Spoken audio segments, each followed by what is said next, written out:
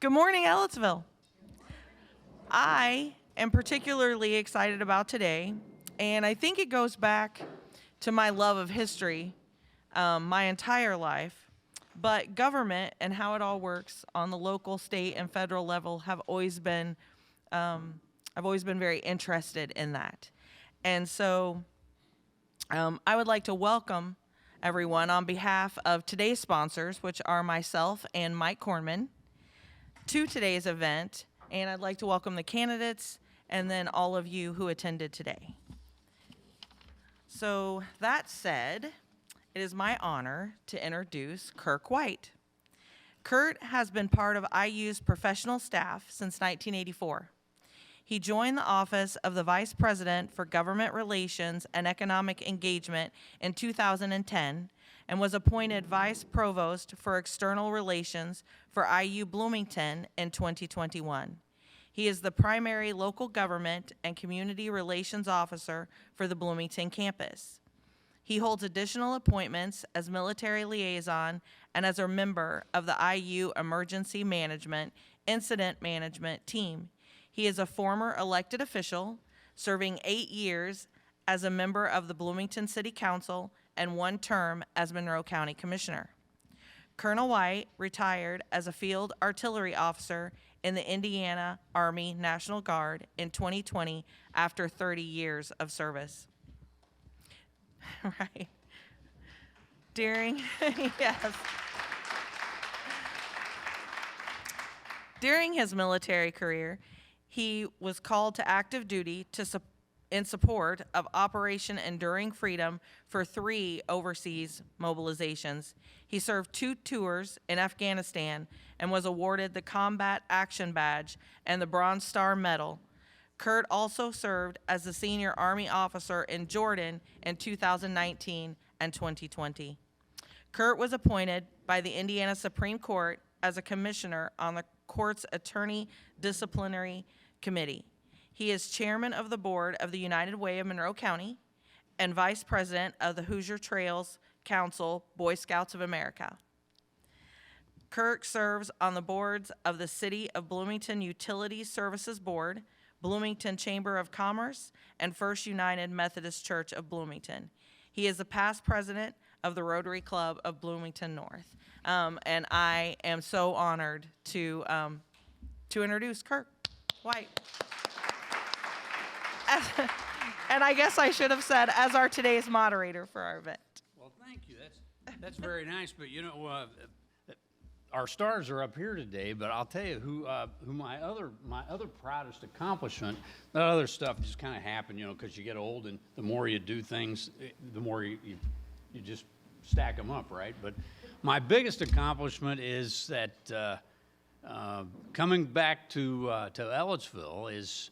Our oldest daughter, Reagan, was the Fall Festival Queen several years ago, and our youngest daughter, Jilly, is the current reigning Fall Festival Queen. And so I wish I were, Reagan's successfully down in Florida working her career right now, and Jilly's a junior at IU, so we can be proud of our children, and that's a good thing. So, hey, it's great to be here today, and you know, when I start thinking about local government, when I was involved, a lot of people would ask me, well, what does a city councilman really do, or what's a town councilman do, and that sort of thing. And you always needed to be able to answer that quickly. And I've found that the best resource for that is this, here is your Indiana government book from the Indiana Chamber of Commerce. They've got the Reader's Digest version, and I thought I'd read that for you just in case anybody wanted to be refreshed on what a town council does. The town council was formerly called the Board of Town Trustees. Towns elect members of the town council from districts, or in this case, here in Ellettsville, wards. Towns have the option, exercisable by ordinance, to have voters elect council members for all wards, which is what we do here in Ellettsville, or elect only a candidate from the voter's own ward. Wards are established by the town council and may not be more than 7 nor less than 3, and we've got 5 here, kind of commensurate with the size of the town of Ellettsville. Council members are elected for 4-year terms. The legislative powers of the town council are identical to those of a city common council. In addition, town councils exercise administrative authority over their municipalities. Council vacancies are filled by a caucus of the precinct committeemen of the same party as the person vacating the office. Should the vacating person be an independent, the vacancy is filled by a vote of the remaining council members. So in a town council, different than the city council that you'd have like in Bloomington, the city council there just has legislative authority. Here in a town council, you've got both legislative and administrative authority. And then when we switch to clerk treasurer, here's how they describe that. The clerk treasurer of a town has custody of the records, the books, and the papers of the town council, records the proceedings of the council, has custody of the town seal, issues licenses, and is authorized to administer oaths and take depositions. The clerk treasurer, very importantly, also handles the funds of the town under the direction of the council. The clerk treasurer can appoint full-time and part-time employees for her office, his or her office.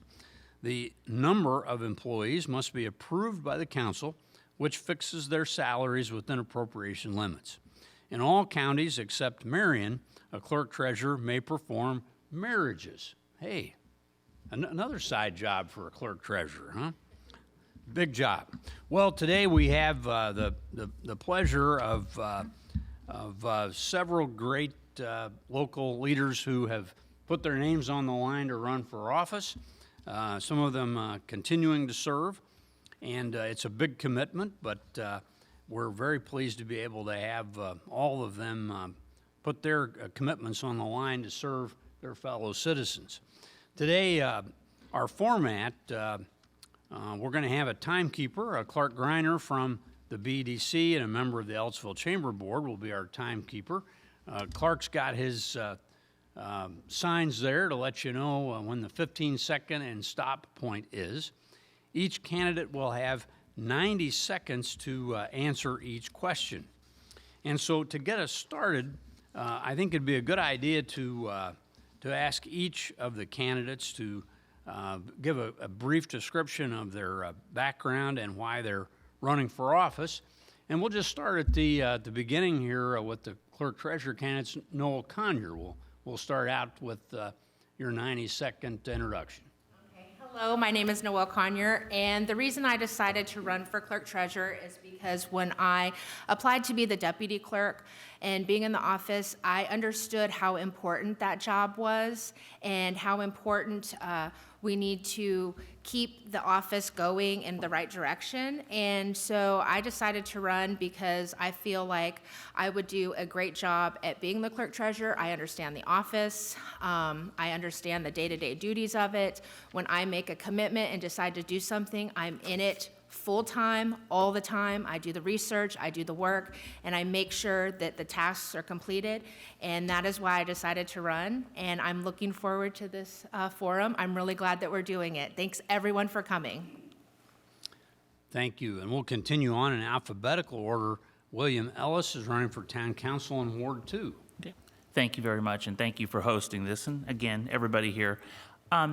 My political career kind of started, I'd say, 2011, 2012, helped work for some candidates.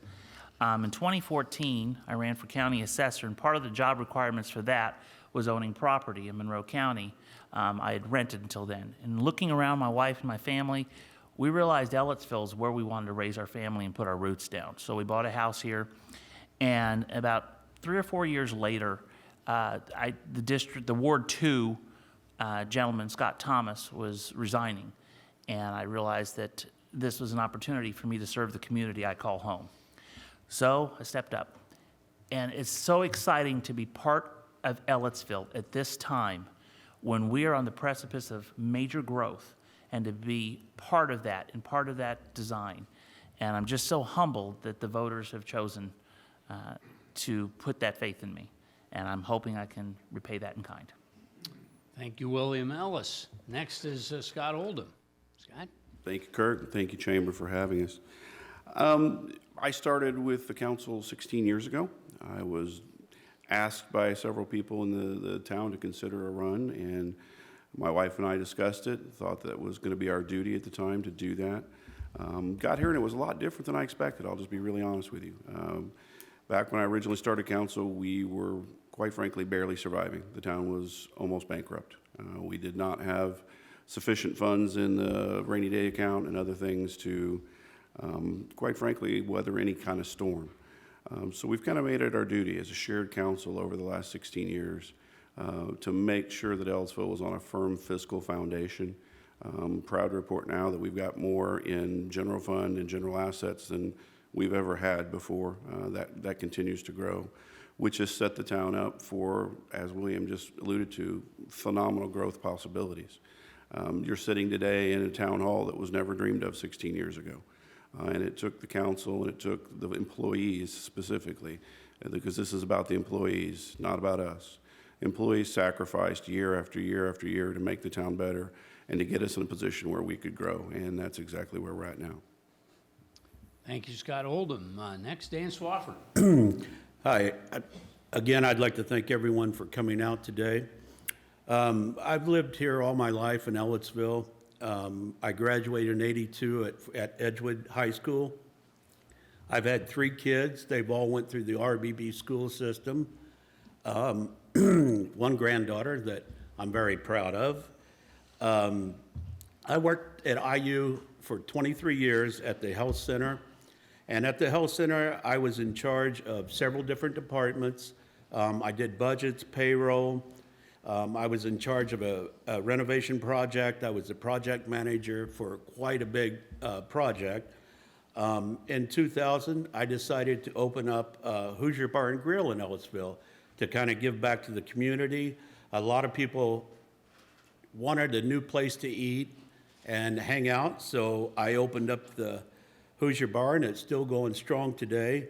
And at the bar, I was in charge of the budgeting, accounts payable, the accounts receivable. I did all the cost analysis in order to make the business very successful. And if I get the clerk treasurer job, I plan on treating the town like a business and take charge of everything. And he 15-second me, threw me off here. But so I'm just looking forward to everything, and I hope you guys pick the correct person. So thank you. Thanks, Dan Swafford. I want to remind the audience that you've got cards there in front of you on your tables. Feel free if you have particular questions for the candidates. You might note whether it's for a town council or clerk candidate, and we'll gather those up. I think Liz Irwin from Duke Energy is here today. Yeah, Liz is in the back. She's gonna be the runner, so she can just raise your hand. She can grab your cards and bring them on up. And we've got plenty of questions, but we want to sure give a chance for our participants here to ask questions as well. Now let's get started with the clerk treasurer candidates. We've got a few questions to ask that have been submitted in advance. And just to get started, we'll start with Dan here on this one. Why are you running for clerk treasurer, and what are the biggest assets you bring to the position? Well, I think the reason I'm running, I've been on the council for 20 years, and I followed Sandy and worked with her closely, watched the different side of the aspect. We were in charge of making decisions of the money, but Sandy was always behind the scenes, doing all the accounting and looking up the laws and everything, and I was very fascinated by that. And I have worked closely with her over the past 20 years. And so I would just love to, get further into it and see that side of the business. So, good. And Noel Conyer. The question, I'll repeat the question for you. It's, Thank you. why are you running for clerk treasurer, and what are the biggest assets you bring to the position? So again, the reason that I am running is when I initially applied to be the deputy clerk. I wasn't 100% sure what the office actually entailed. I mean, I'm sure a lot of us can agree. We read a job description and you say, oh yeah, I definitely can do that. I can definitely do that. And then when you get there in the office, you say, wow, this is a lot different than I actually thought it was going to be. So when I actually got in and started digging into things and started attending training and learning some of the facets of the job, I was like, this is amazing. I love this. I can do this. Some of the things that I bring to the table is I'm a member of the Accelerate Indiana Municipalities Group, otherwise known as AIM. I am consistently attending trainings with them. I am actually actively working towards my Indiana League of Municipal Clerk and Treasurers certification, which takes a minimum of 2 years to obtain that.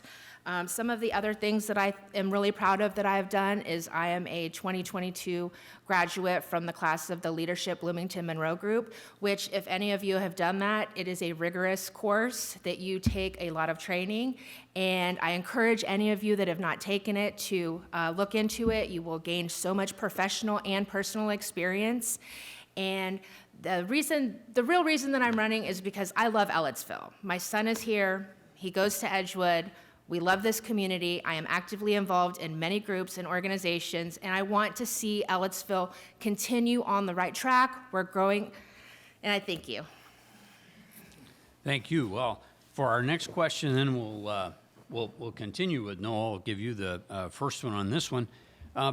What do you feel are the biggest financial challenges facing Ellettsville, and what could the clerk treasurer do to address those?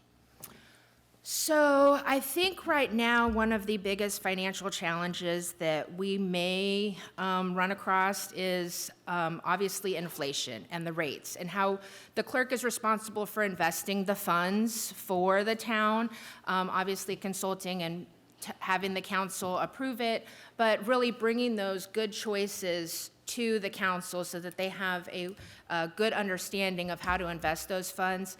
My previous experience and my great relationships with a lot of the local banks will help facilitate that, be able to secure those good rates. As we see the Fed increase those rates, and I'm constantly aware of that, I'm constantly watching a lot of things and how there could have possibly affect the office. I think that, and I just lost my train of thought. I apologize. I'm a little nervous, so I think I'll just end it there. Very good. And Dan Swafford, I'll repeat the question. What do you feel are the biggest financial challenges facing Ellettsville, and what could the clerk treasurer do to address those? Well, I think a lot of the challenges we have in the future is, of course, the budgets and the tax allocations that we get from the state. Those always fluctuate year from year. And I feel if I did the clerk position, I would treat it, like I said earlier, like a business and probably cost analysis everything out and try to find a better deal for us as far as investing, looking for insurance, and things like that. So, thank you. All right. We'll continue on with another clerk treasurer candidate question, and Dan, you'll be the first on this one. What advice would you offer to the local business community on working with local elected officials to advance business priorities? Well, as being a local business owner before, and I got active on the board, there is a lot of resources that the businesses can come to Ellettsville and help, get involved in fundraisers, other things, and it's a good way to get your name out. Sponsoring different events, things like that is always for good business. Word of mouth is excellent. So, thank you. Thank you. And Noel, the question was, what advice would you offer to the local business community on working with the local elected officials to advance business priorities? Well, as a chamber ambassador for the Ellettsville Chamber, I really encourage anyone who is a business owner in the surrounding areas to become involved with that. So in working with local officials, I really enjoy, I did not think that I would enjoy this, but I really enjoy learning about Indiana codes and statutes and following the different laws that are going through the local and federal level and at the state, and encouraging businesses to keep track of certain things. Being a member of AIM, they're constantly sending us updates and giving us information, and I enjoy sharing that information with people, local businesses that it can affect. So I think with just keeping those open lines of communication, being out in the community as I am, and just doing my everyday stuff, that would come naturally for me to encourage businesses to work locally with the government. Very good. Next question then, this one just came in from an audience member, asking our clerk treasurer candidates if they're consider the job to be a full-time job, working 40 hours a week, and would you be working at the office on a daily basis? Noel, we'll start with you. Well, I do believe that it is a full-time job. Sometimes it's going to be longer than 40 hours. I mean, realistically, anyone who is coming into the office that doesn't have already some type of training, just learning the system that we use, just learning the programming that we're using. It is not an easy task. Can it be learned? Absolutely. Can it take some people a little bit longer? Yeah. But having that knowledge from day one, I think is going to be really key to making sure that I'm able to complete the job, but definitely more than 40 hours most of the time. Okay, Dan, the question was, do you consider the position a full-time job, and would you, 40-hour week job, and would you be at the office daily? Well, first of all, if you know me, everything that I do, I always give it 100%, if not more. I'm always the first one in the office and the last one to leave. That's been my work ethic my entire life, and I feel that, yes, definitely, the clerk position is more than a full-time position right now. I would estimate probably 12-hour days a lot, especially in the beginning, just to learn everything new and go from there. Thank you. All right, and next question then, Dan, we'll start with you, is how familiar are you with Envision and with the Envision Ellettsville initiative, and how do you see the clerk treasurer's role in advancing this initiative? Can we count on you to help support this effort? Definitely. I've been with Envision for the past year or so. They've been very active with the town council, and I've went to a couple of their events, and I see Envision as a great thing for Ellettsville. It helps get the public involved, and I think that's just wonderful. As far as the council, it's hard to get the public to come up here unless something is personally affecting them. I think with Envision, they're out there all the time, and it does affect everyone's life. So, and I think as a clerk, I think we could do all kinds of things to help Envision and help the process along. So, thank you. Good.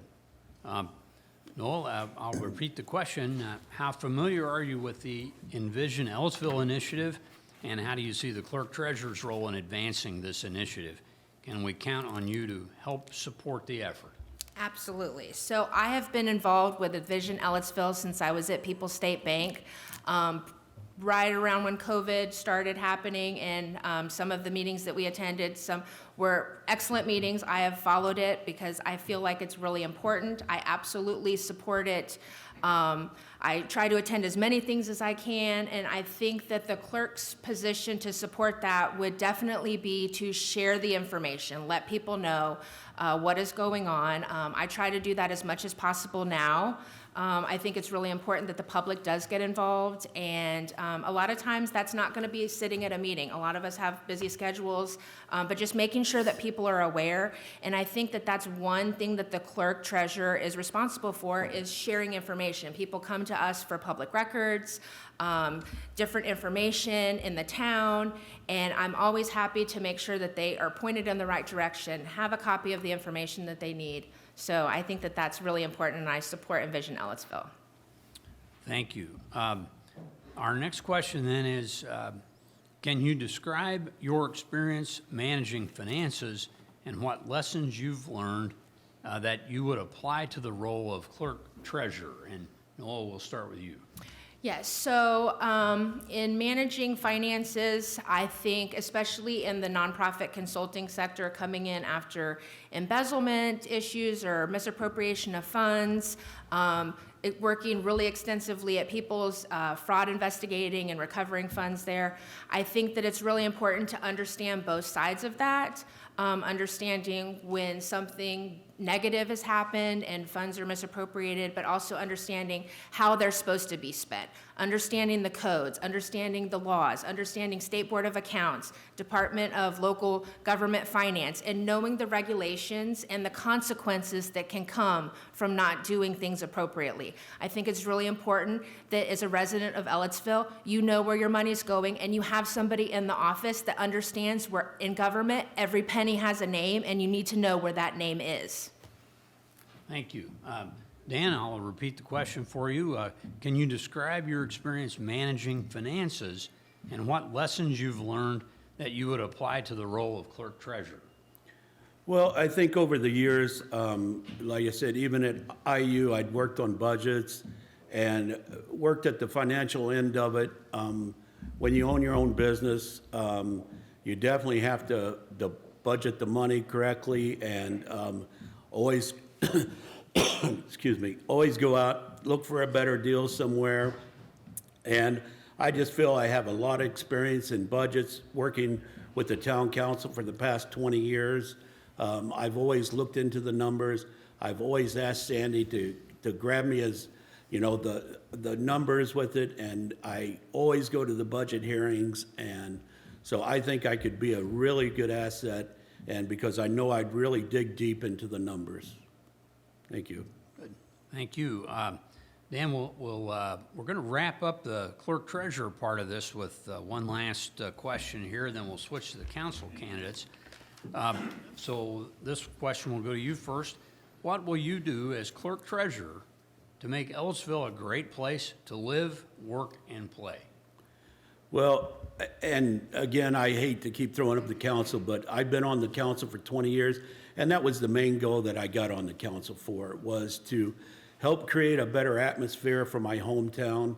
I've been here my entire life, so I wanted to see Ellettsville grow and grow in the right way.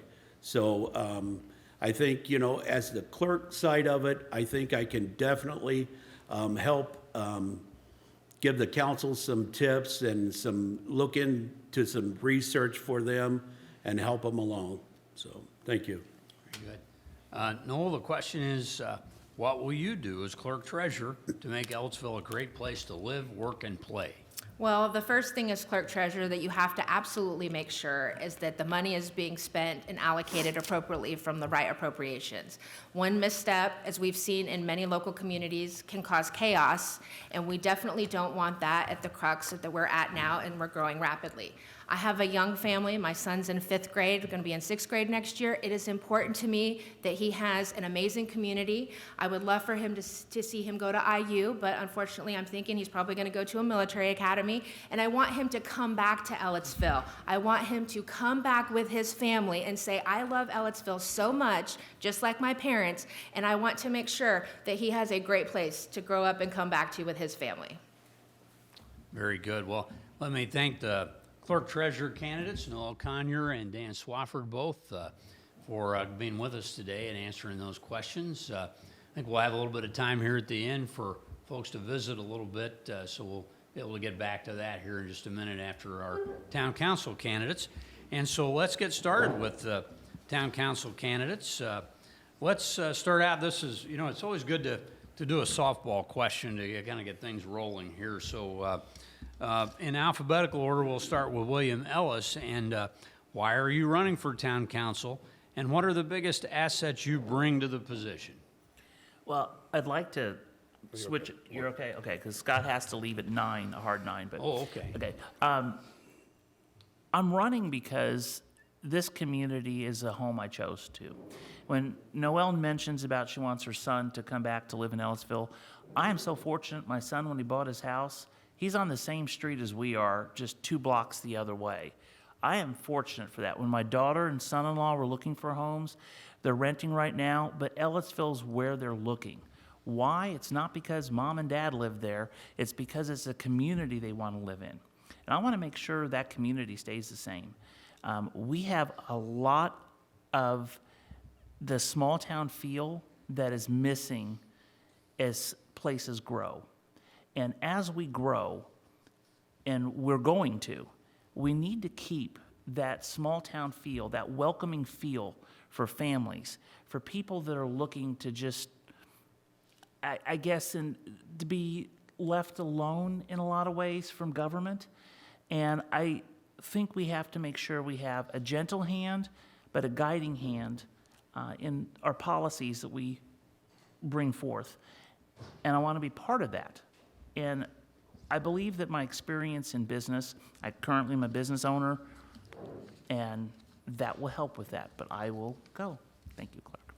Very good. And so now we'll switch to Scott. And the question is, why are you running for town council? And what are the biggest assets you bring to the position? Well, let me reverse that. I think the biggest asset I bring is experience. This is 16 years in. I've seen both the goods and the bads come to Ellettsville. We've had ups and downs. We started in a place where we weren't good, and we're in a place where we're very, very strong right now. Now we're in a position to help envision Ellettsville, to move forward with that type of growth. You have to build a strong foundation before you can build a strong house, and I think we've done a really good job of building a strong foundation. Now, why am I running? Because that foundation is built, and now it's time to start building the house. And that is in cooperation with all the people with Ellettsville, all the chamber, all of the people in the Envision process. Ellettsville is very unique, as we all know. I mean, it's diametrically opposed for the most part to our friends to the east. I think the people here like that. So part of the challenge we have is how do we govern in a way that is both as the people prefer, but at the same time, how do we work with our partners, both at the city and the county, to further everyone's mission? And that mission is growth. It has to be, because if you don't grow, you eventually die. And we clearly don't want to see that. But the growth has to be, as William said, kind of mentored along, as it were. And that's part of the goal here, is that sensible growth, sensible annexation, sensible forward progress, so we don't get so far ahead of ourselves that we essentially outdrive our headlights. Very good, Scott. And so we'll take this next question here, and you'll have this one. What do you feel are the biggest issues facing Ellettsville, and what will you do as an elected official to address those? The biggest issue facing Ellettsville, I just alluded to, is growth. We are uniquely positioned within an area that is full of not only growth, and I keep using that term, but that's true. We are uniquely positioned geographically to where we need to be accessing things like Crane, where the I-69 corridor is now here, the 46 corridor is coming further. We need to be in a position to where we can support everything that we need to do, and with that, we need to be building toward the future. So that does mean annexations, not through forced annexations, but through annexations that come to us. People wanting in the town because we are using sensible planning. We are using sensible rules. We are looking toward the future, both in terms of growth, but in terms of preserving that small town feel. And how do you manage that? You manage that by having a council that's actually active and engaged in the process, and not simply just one that lets things either go to pot or grow out of control. One of the biggest issues that you're going to see coming forward is we are essentially landlocked at this point. There's not a lot of buildable inventory within the town itself. I think you've seen gigantic differences in our planning and zoning versus the city's planning and zoning versus the county's planning and zoning. And there are different corporations who are driven toward one or the other. And I think at this point in time, it behooves us to move forward with exactly as we have been going, but start to gather in more property and more available inventory for those businesses to locate themselves here. Great, thank you. And William, that question is, what do you feel are the biggest issues facing Ellettsville, and what will you do as an elected official to address those? Well, I could simply just say ditto, but I think you want more than that. I think one of the biggest things that we have as a struggle is a misperception of what we mean by growth. I think a lot of people, when they think growth, they're thinking, 6-lane highways, traffic jams, smog everywhere. And that's not what even Envision Ellettsville has for Ellettsville. It's responsible growth. And that's what Scott alluded to. Ellettsville's had opportunities to probably expand in the past where we've said, hold on a second, are we ready to expand there? We don't believe in the philosophy of forcing people to come into our town like some of our other places in the county do. And the reason being that, kind of from a business perspective, if you make a good enough product, people will want to be part of that. People will want to buy it. So if Ellettsville's attractive, if Ellettsville's the place people want to be, then people will want to come to Ellettsville. We have a perception that we're just West Bloomington. We have to break that perception. We have our own identity. The people living here know that. But to attract businesses and things, we have to break that up. There is this meme in a Twitterverse that showed us as Diet Bloomington. I would love for 10 years from now, this shows as the leadership of Monroe County. Very good, man. Both of you have started talking about the question of growth and what that means, the town boundaries and that sort of thing. We do have an audience question that has to do with annexation, and there's been talk of annexation, perhaps involuntary annexation in the Ellettsville area, but not much action yet. And so what's your idea regarding annexation in future, for the future town boundary? And William, we'll start with you. I don't think I could ever vote for forced annexation. And the reason being, again, like I alluded to, if your product is so poor people don't want to be part of it voluntarily, then you shouldn't force them to be part of it. You should listen to what your residents want and not think you know better than the people. And I think that's a mistake made time and time again for communities. And that is a wound that will take generations to heal if that is done. Now, annexation, we've had super voluntary annexation, which means that people say and their neighbors say, we all want to be part of Ellettsville. You know what? That is people that have come forward and said, I want buy-in to be part of the future of your town. Why would you turn that down? And why would you ruin that goodwill and force people that aren't interested in coming into town? You only do that if you think you have better answers than the people who own the property. And I don't think, I can tell it from myself, that is not a philosophy that I respect and not a philosophy that I would do to do forced annexation. Okay, thank you. And Scott, same question there, discussing annexation and the talk of involuntary annexation in Ellettsville for the town boundaries. There hadn't been much action on that, and what's your idea regarding involuntary annexation for Ellettsville? Well, as William said, I'm not a giant fan of it. I can see a reason occasionally, but those occasions haven't really occurred much in the last 16 years, so I don't see occasions creeping forward the next 16. With that said, I think that one of the things that we have not done over time, and we've just really started, is actually going out and selling our product, as William said. Going out and asking people, hey, this is something that we envision, again, I hate to use that word so many times, for this area. Are you willing to come into Ellettsville? And I know that Mike Farmer, our town manager, has been incredibly successful at going out and selling that product of why should you be in Ellettsville. I think, particularly when we talk about certain areas that are kind of earmarked in some of our minds for annexation, they make sense. As we begin to go west, there's a lot of undeveloped land out there that was farmland that's sometimes now farmed, sometimes not. That's ripe for housing and some light industry. As you go to the east, what the town has never done, is capitalize on any partnership with IU. And it just makes zero sense to me. You set 4 miles, road miles, from an area where the state and the university has sent multi-millions of dollars into the athletic complexes. Ellettsville offers something unique beyond Bloomington. It's not Bloomington. And that's a good thing that we have alternatives. We need to be more in partnership with that so that the people who don't necessarily enjoy the nightlight can still enjoy the university and can still enjoy the things that it brings without necessarily having to go into that. You know, along those lines, another question from the audience has to do with growth and handling those folks that might want to live in Ellettsville.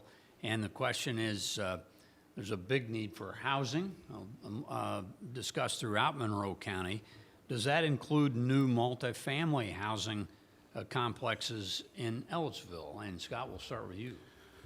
That's one of the ones that's obviously, some people fall on one side of the fence, some people fall on the other. Is there a need? Yes. Is there a need for the sprawling apartment complexes with 5,000 to 6,000 people in them like what Bloomington has? No, there's not.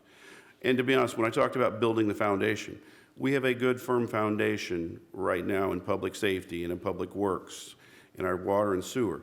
We're not to the point where we can handle multiple 5,000 people apartment complexes. You can't outrun your headlights, as it were. You have to have that responsibility. You can only grow what you can support. So if you don't have enough officers to answer calls, you don't have enough firefighters to put out fires, you don't have enough public works folks to do the work that they have to do to make the quality of life what it currently is in Ellettsville, then no, you shouldn't be doing it. But when we get to the point where you can afford it, now you can begin to consider different things. Again, I don't ever see giant apartment complexes in Ellettsville. That's just not the nature of this community. Is there a need for multifamily? Yes, there is, responsibly. How many multifamilies can you support? Well, how many people do you have on staff? Can they answer the calls? Can they answer the need? We have phenomenal employees. I could not begin to tell you how grateful I am. These people, very, very few people, continue to work, continue to make things better, and do the job very professionally every day and night. Thank you, Scott. And William, the same question for you is about the need for housing in Monroe County. That discussion, does that include new multifamily housing in Ellettsville? Yes and no. I will tell you, the reason being, I don't think we need to be the pressure relief valve for bad land use and management for the county and the city of Bloomington. What we need to do is focus on what Ellettsville needs. And do we need more multifamily housing? Absolutely. My concern is that if we, pretty much what Scott said, if we pop up a bunch of apartments, that may help alleviate some of the housing pressure from other communities. But if we don't have the commercial and light industrial for people to stay in Ellettsville, long-term, all that's going to do is be an extension of the county or the city of Bloomington. And that's not part of our vision. One of the things for Envision Ellettsville says they envision us being home. So when you talk about multi-use or multifamily, I would love for condominium, something like that, because there's ownership there. There's people that say, I want to be part of this community. It's not people just here for 4 years that make decisions and leave. And if we're going to continue having Ellettsville as home, we need to make sure it is a place that people are going to live and not just be a 4-year Airbnb. Yeah, thank you. Boy, lots of discussion today about growth and vision for Ellettsville. And here's another one from our audience today. The State Road 46 corridor is seeing tremendous growth, and we knew that would occur as soon as it became 4-lane.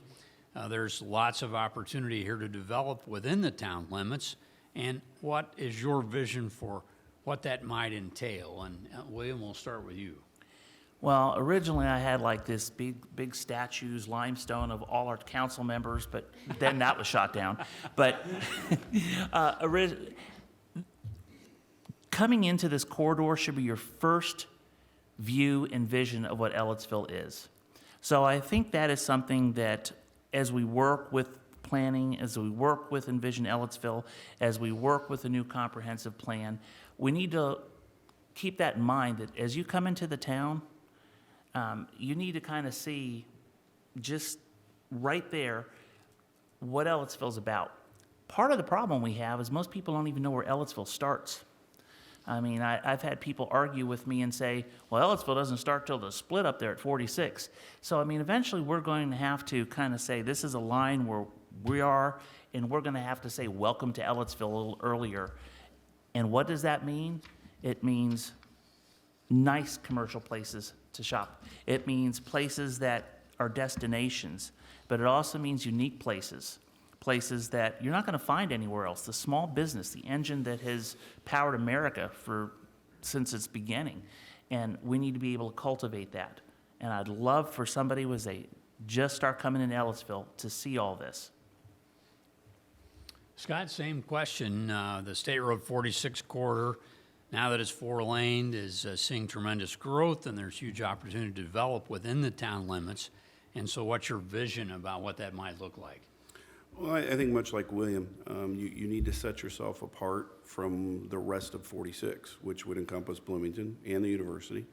I think the university does a really nice job. I was surprised how much a fan I am with their little, I don't even know what you call it, the little castle statue done in the bypass. That looks very nice. It's a good demarcation line.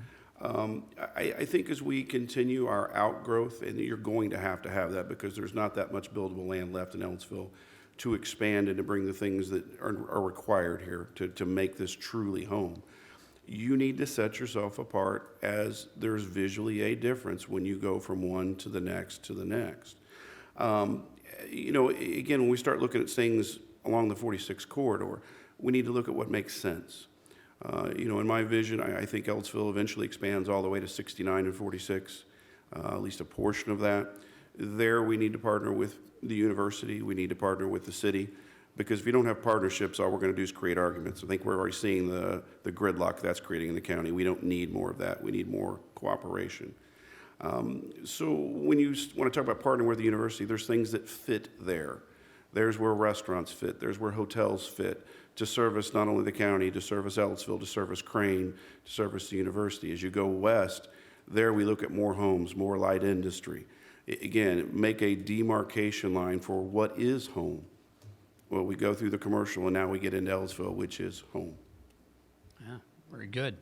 Back to a question we had earlier. How familiar are you with the Envision Ellettsville initiative, and how do you see the town council's role in advancing the initiative? Can we count on you to help support this effort, Scott?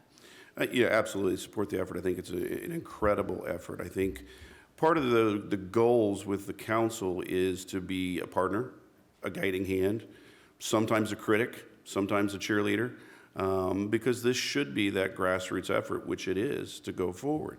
And in the critic role, we need to make sure that everybody understands what's behind those multiple doors of government. What can we do? What can we not do? What needs to be done privately? What can be afforded? What will our foundation support? And how soon will that foundation grow? Envision has a wonderful thought process that spans, I don't think people understand, spans over years and sometimes probably decades before we can get it all done. But the process is so needed and so vital to set those goals markers, those waypoints that we need to go for. And the council needs to be sure that we're prepared for those waypoints. We need to be the cheerleader to make sure that we are doing the things, setting the funds aside, making sure we're making the good choices as to what we annex, what we don't annex, how we move forward, how we staff, how we prepare for the future. So counting as Envision, absolutely count on me. Not only count on me, making sure that we're almost co-joined at the hip through this entire project. We'll each have our roles, and we each need to stay within those roles and help the other roles succeed. Very good. Scott, we'll start with you on this question then. What advice would you offer the local business community on working with the town council, and how would you like the chamber and its members to interact with you? Okay, do you want me to answer that, or you want him to answer that question? Who started He didn't last? get to do the last question. Oh, I'm sorry, for heaven's sake. That's all I right. knew that would happen, yeah. It happens. He'll just say ditto, it's okay. Yes. A lot of it is ditto. But I will say one of the things that, as a council member, that I'm always cognizant of with Envision Ellettsville is what they have done is started a conversation with the community. And this isn't just, I know there's some perceptions out there, there's just 5 or 6 people making the decisions, but they made those decisions based on quite a bit of community feedback. And they've multiple times reached out for more feedback and more feedback. They have meetings that are now going to be some at night, so more people can actually attend. And that is a good filter for us on what the community wants. This has to be a community-driven process. We have to have community buy-in.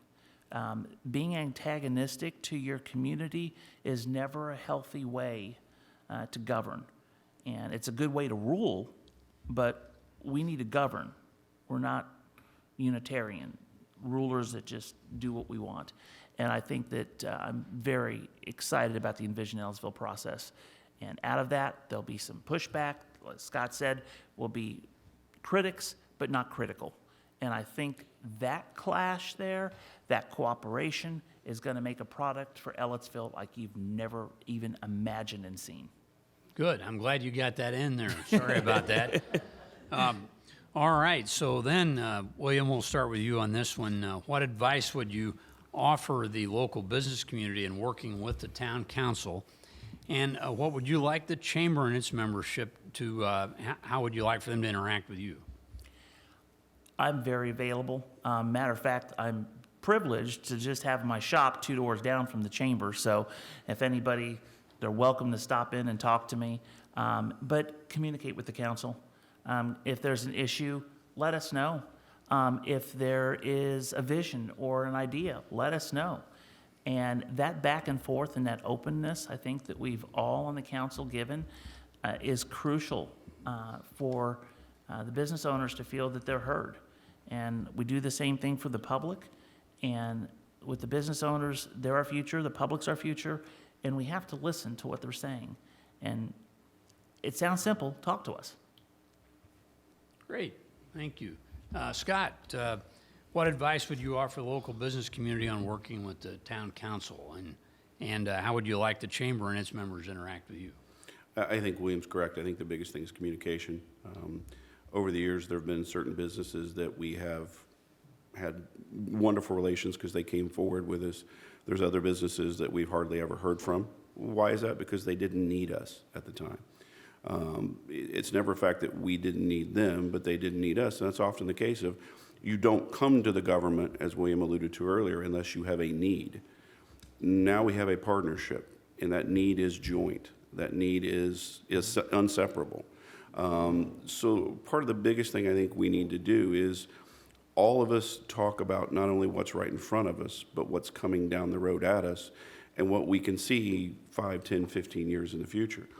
One of the biggest failings that this council has had, and I am equally as responsible as everyone else over the years, is we're very myopic. We look at what is the problem right in front of us.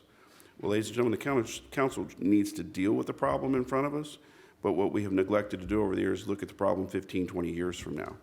Because what we do today absolutely impacts 20 years from now.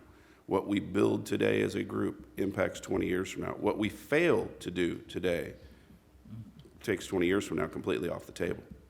If you make the wrong decision now, that second, third, fourth order effect could very well cripple what this town could very well become. So we have to be very careful in joint planning and understanding what our roles are. Good. We'll have one last question here for town council members, and then as we finish this question, we'll ask all 4 of our candidates to give a quick 60-second closing statement, anything you may have left out here through the forum. But for our council candidate, Scott, we'll start with you. If you could pick just one thing to focus on for the betterment of the town of Ellettsville, what would it be? The employees. All right. Just flat out. The employees make this town go. The employees make the town work. They have held the town together through some very, very lean years. They have made sure that the streets are paved, they're plowed, your water turns on. They've made sure that it's a safe community, one of the safest communities in Indiana. They've made sure that, other things just function in the background. And if you don't have that kind of support, again, I talk about foundations a lot. If you do not have that foundation of safety, security, and quite frankly, everything else that we enjoy here in Ellettsville that you see missing in some other areas of the world, you don't grow. Your business doesn't thrive. Your family is not safe. You don't want to live here. So if we take our focus off the employees, then we've taken our focus off what Ellettsville is. And while the council should be doing a lot of other things as well, if you begin to let that focus stray, then something's going to get away from you and you're going to lose part of that foundation and your house is going to fall. All right. William, same question. If you could pick one thing to focus on for the betterment of the town of Ellettsville, what would it be? I, again, fully agree with Scott. You can tell we've served together. And in addition to that, I can say that all these plans we talked about, all this growth we talked about, if we don't start and focus on our employees and do not have properly trained employees, do not have adequate employees, all of it's for naught. Because the employees can make or break any organization, be it business, be it government. And one of the things that is just, I'm in awe, is that our employees in Ellettsville are pretty highly respected. I don't necessarily, hear about the government bureaucracy from the employees of Ellettsville. They take the community seriously. When the community needs something done, they get it done. They don't just push them off to someone else.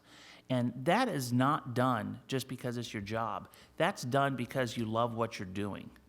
And if we don't foster that culture with our employees, then again, everything else, that's kind of like the first layer after the foundation. It's just not going to work. Yeah. So yes, that is one of the reasons why we were robust with giving employees increases last year, because we were behind everybody.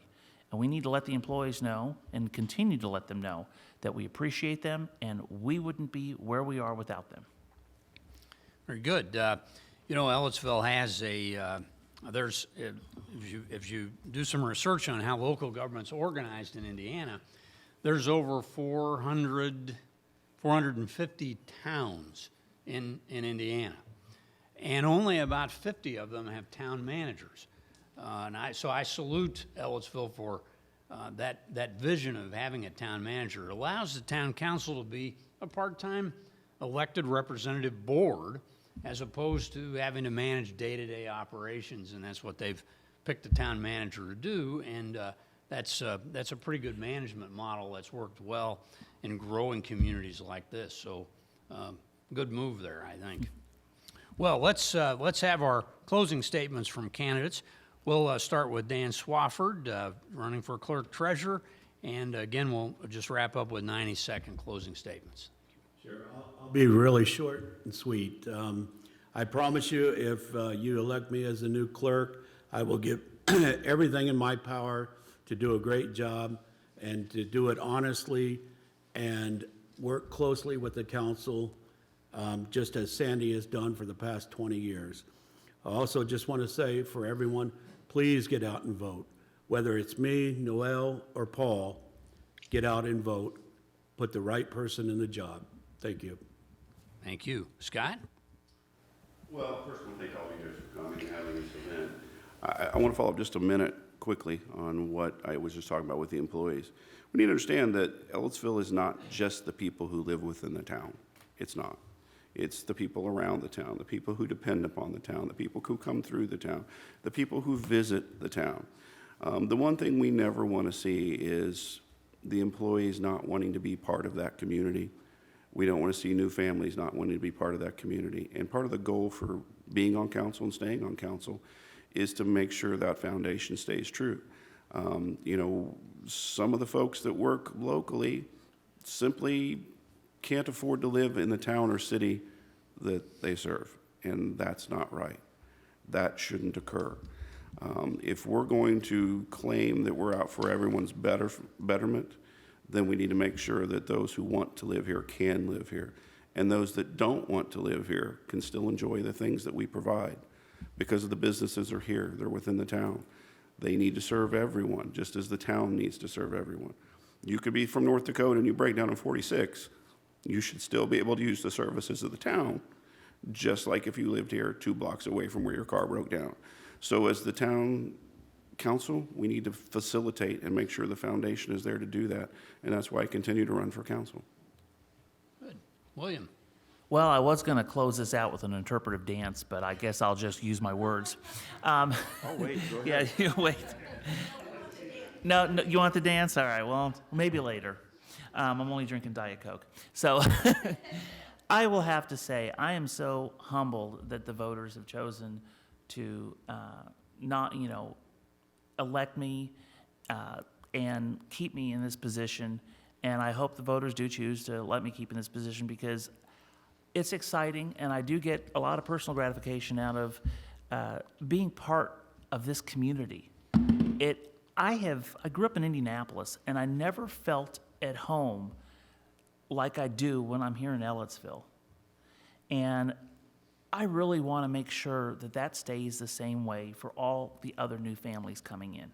We have a great school system. We have a great police department, a great fire department.